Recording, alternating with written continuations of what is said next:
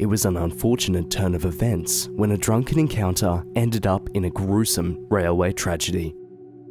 At around midnight on the 25th of January 1897, aboard the last train from Port Adelaide to Semaphore, an altercation ensued between Andrew Drummond and John King.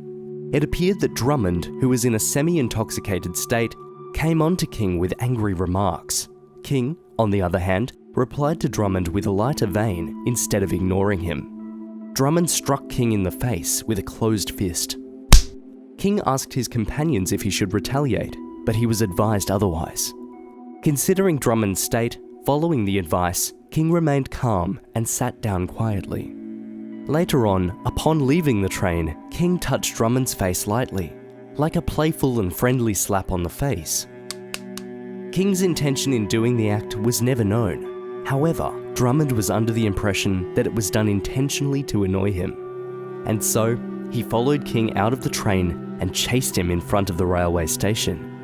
King ran about and dodged Drummond, still thinking that it was all a joke, until he tripped over something and fell.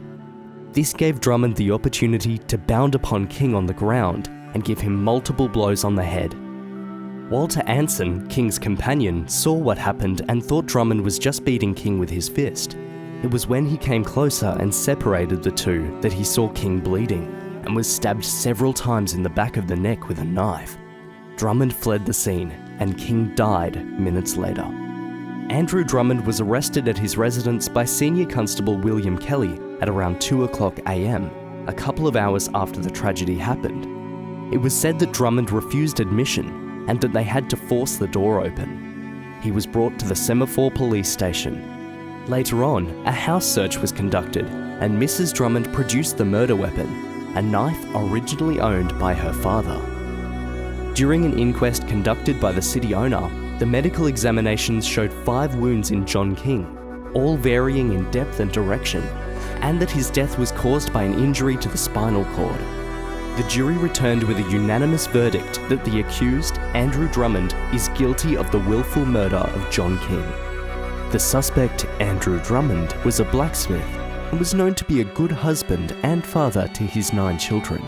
According to his wife, his only failing was that he was addicted to drinking, and when under its influence, he exhibited a violent temper. The victim, John King, was a 24-year-old clerk at the South Australian Railways. He was also a father to 2 young children and the eldest son of a well-known trader. After a Supreme Court trial, Drummond was sentenced to imprisonment with hard labour for a period of 10 years. The court stated that the sentence given was for Drummond not to lose all hope in his heart, and with the expectation that when his time expires, he will be able to show remorse and that he had reformed his ways. For more stories like this, and to book a tour with us, visit www.ghost-crime-tours.com.au.